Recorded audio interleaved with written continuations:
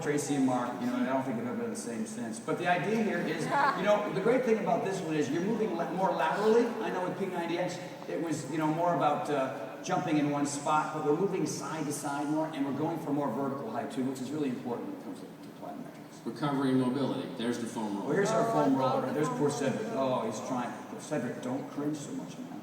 But you're right, you can see our modification here.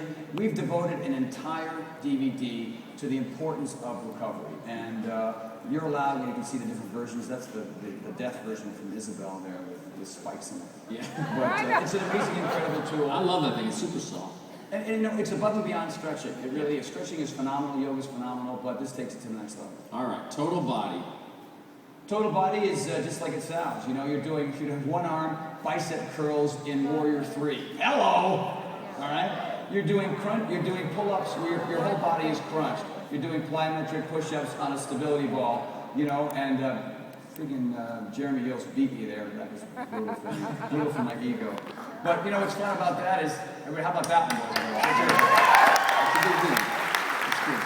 So, you know, again, the reason why it's 5 days a week is because almost, I'd say 95% of the exercises, everything's involved. It's not just chest or just shoulders, just arms. Yeah, and that actually is what makes it more athletic, because when you're out there, you're not moving one body part when you're doing some move on the field.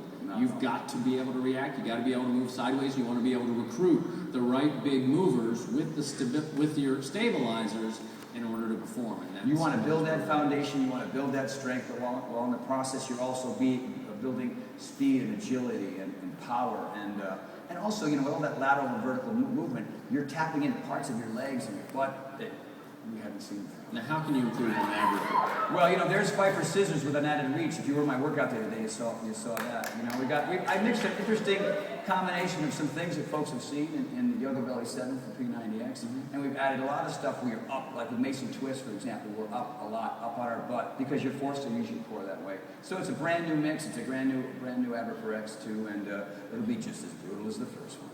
Dig. Now, you talk about core, balance and power. X2 is coming up. X2 Yoga. Your friend Crane there. What I did we had a lot of conversations about this, but when it came to the P90X2 Yoga, we wanted to get back to basics a little bit. We wanted just a constant flow. You know what I mean? So we took out some of the standing balance moves. We got busy right away. You know, the warm up was a little bit shorter. And we wanted to condense the very best of the best of moves that I think are most effective in yoga in the course of about an hour and 5 minutes. Got it. As opposed to an hour and a half. Yeah, so last time it was done in sort of 2 halves. You had the whole vinyasa phase in the first 45 minutes. Yeah. When will this end? And then we were standing on our heads and our fingers were up our noses. Yeah, which is really important. Well, you know, it's crazy. Last night, I was walking through the hallway. I had my own workout. Yesterday was yoga day for me. I'm doing yoga in, you know, Crown Room 3, and all of a sudden 35 people showed up. So, you know, it's kind of fun. All right, now talking balance and power, which is your core routine. That is my favorite move in this whole thing. That move is crazy. Well, you know, balance and power is exactly what it is. You know, you're adding balance components with strength components at the same time. Usually you'll see them separately. Like there's a little shot. Look at that. Outrageous. Outrageous. Yeah, that doesn't require anything whatsoever. So, you know, it doesn't look like much, for example, that one where you're on your forearms, but oh my God, you get to your 10th one. And oddly enough, the beautiful thing is you can feel your core working without having to get on your back and work your core specifically, right? So as a result of that, a lot of those moves you just saw, your quads are engaged, your glutes are engaged, your pelvis is tilted, your core is firing without having to actually do crunches, which are important as well. We see those in P90X.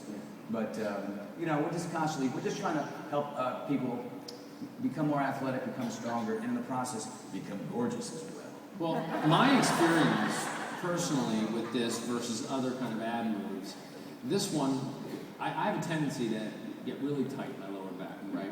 So these kind of moves, a lot of plank moves, man, just fixes my lower back pain. Like it's just fixed. Right. So I'm excited about that. All this extra core work. Anybody who, you know, if you sit a lot, you work a lot, lower back tightens up, and I think you're going to feel some relief by strengthening it this way versus just doing the old. Well, you know, it's amazing how much we've learned in 7 years when it comes to just doing a standard push-up. You know, like today, like the other day when we were in my workout, you know, you never heard me cue things like flex your quads, drive the backs, you know, your backs of your knees toward the ceiling, and turn your heels back, and tilt your pelvis towards your elbows. You know, I mean, we cued it as best we could based on what we knew at that time, but we've learned so much in the interim that, you know, when you see folks now do, in P90X too, you see them do a push-up, they're like this steel rod from head to heels, you know, and that's the idea. And it requires, you know, some new philosophy to be able to do that. And when you do, like yourself, you prevent that injury. Because so many people have that lower back slack when they're doing their push-ups because they're focused just too much on numbers.